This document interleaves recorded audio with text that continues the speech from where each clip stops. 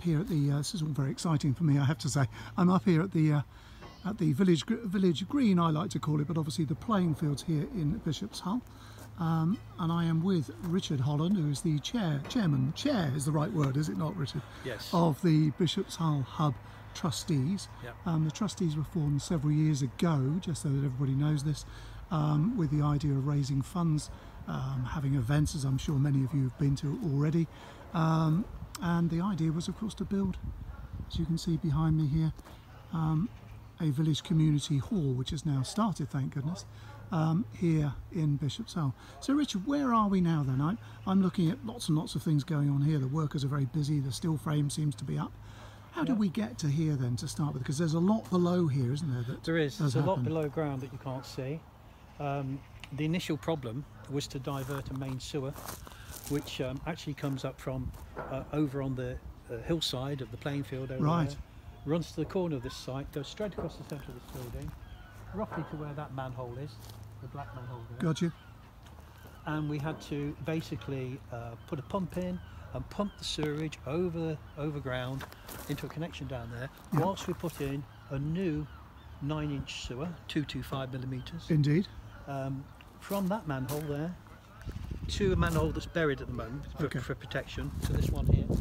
And that was made live by contractors from Wessex Water Authority, and the old sewer, which is now under here, is now full of concrete. I imagine that's quite a cost, isn't it, with Wessex doing the work themselves? Yeah, absolutely, yes. The actual connections and getting this all put in, with Wessex doing it, we had to have two pumps ready in case one failed, and all the overground and watching, etc. You've got about £10,000 worth of work in the ground there. Yeah. Which of course you can't see, can you? Which you can't see. I know. I think I said to you this before, but I've had many residents say to me, "Yeah, this is great, John, but nothing seems to be happening because, of course, it's all going on underground." Quite a lot of work. I mean, the sewer's sort of 1,500 deep. Oh, huge! So there were huge big trenches around here, which are all now backfilled, all approved, all air tested. Yes. All ready just for the final cover levels to be established when it's finished, basically. Now we've done that, of course, we were able to dig all the footings. All the way round, and because the building's on a slope, as you can see, about 1.5 metres across. Yes, you really can. I hope hopefully the video will pick it up there. I'll point at it. You can see the slope there coming down from the back garden there. Yeah, we're actually 450 millimetres below the ground level of the old. Is that 1.5 feet in old money? Yeah, roughly. Yeah, roughly. And we're out of the ground by about 900. Wow. Nearly 1 metre at this side. Just to keep the floor level, the thing level, so that we don't have any steps inside the building, and of course you can exit the building at ground level. So you can imagine the footpath that's going to go in here, along here, going to go up as a gradient of 1 in 20 through here to this higher level. And this will give disabled access. This gives disabled access to the front and level access from the building. Brilliant. And eventually we'll end up with level access there, and we'll do some fancy bit of site work between the two buildings so that we get a level area between them. So these huge concrete beams here, what are they for? Since we put the foundations in, we built the blockwork up to DPC level, damp proof course level, which is this level you can see. I knew that one. That's the black cinta proof on top. Yes. And it's cinta proof because you don't want the floor beams to slide on like a plastic DPC.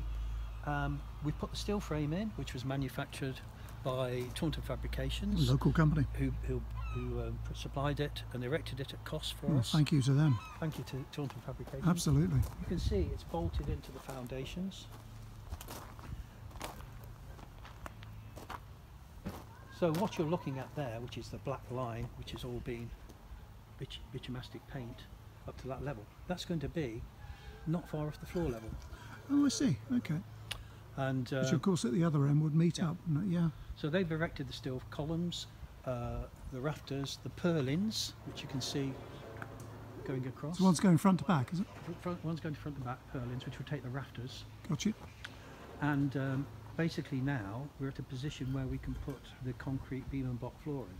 And what the chaps are doing on site at the moment is manhandling the concrete, reinforced concrete beams into place. And they're lifting the main load up with the lifter there, and then they're manhandling them into place. They're positioned so that a concrete block, Sure. goes between the beams. So, just back to the building bit. Who's the builder?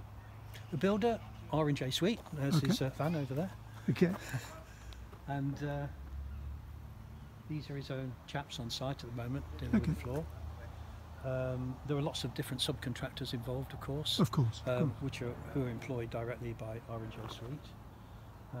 At the moment, as soon as this floor goes in, we'll be able to proceed then with the facing brickwork and the cavity walls up from DPC. Sure. If you look over there, that stack there, that's all the brickwork that's on site already.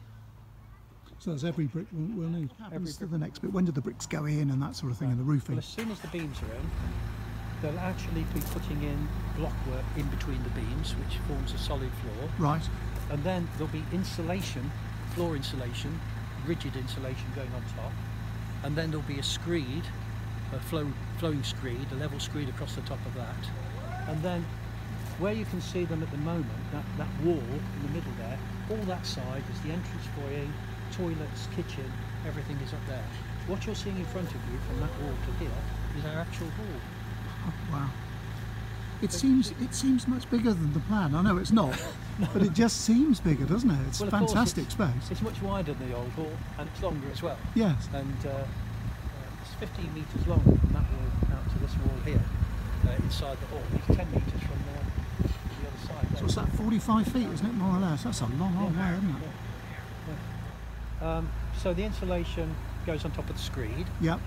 and then for the bit where they're working at the moment, there'll be a marine. There'll be spaces and a bit more insulation, and then a marine ply floor, and that will take the various finishes we've got in the kitchen Sure. and in the toilets and in the entrance hall.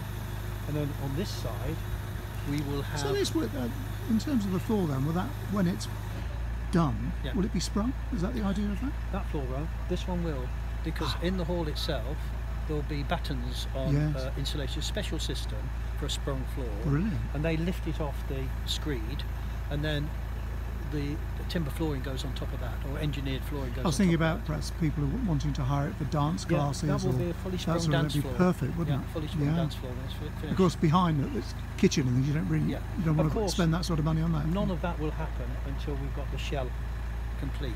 Yes, of course. The screed will go in, and then we'll continue with the brickwork, facing brickwork, Sure. the internal blockwork, and the blocks, as you can see, go into the web of the columns.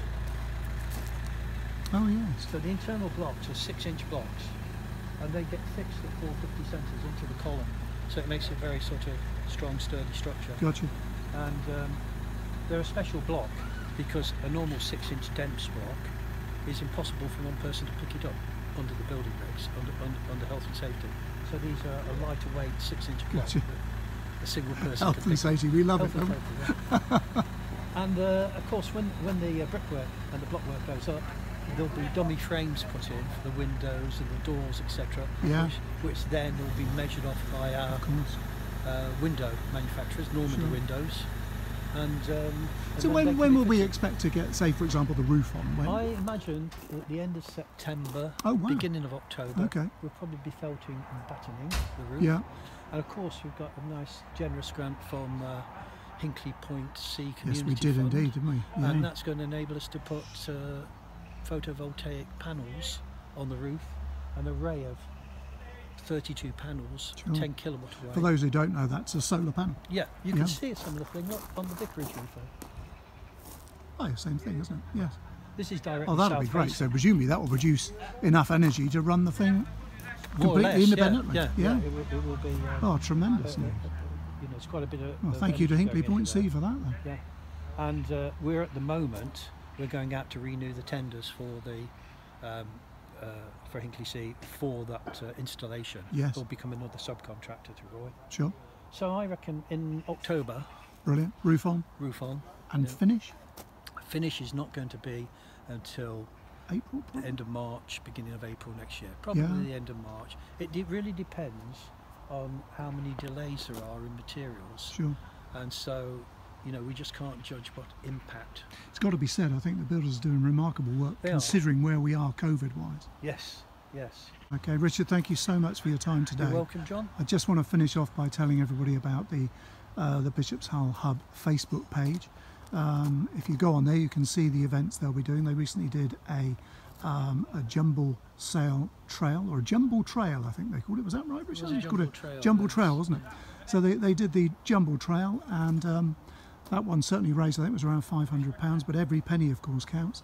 They're also doing a thing called Buy a Brick, where you can have a plaque put in the new building when it comes up. I think they're £100 a time, but actually to have your name in the new building will be a lovely feature, I think. So pop along to the Bishop's Hull Hub Facebook page. You can just find it by searching for Bishop's Hull Hub, very simple to find, and get on there and like the page and find out what's going on, and please do get involved. Yeah. Thank you very much indeed. Thank you, Richard, much appreciated. Bye for now.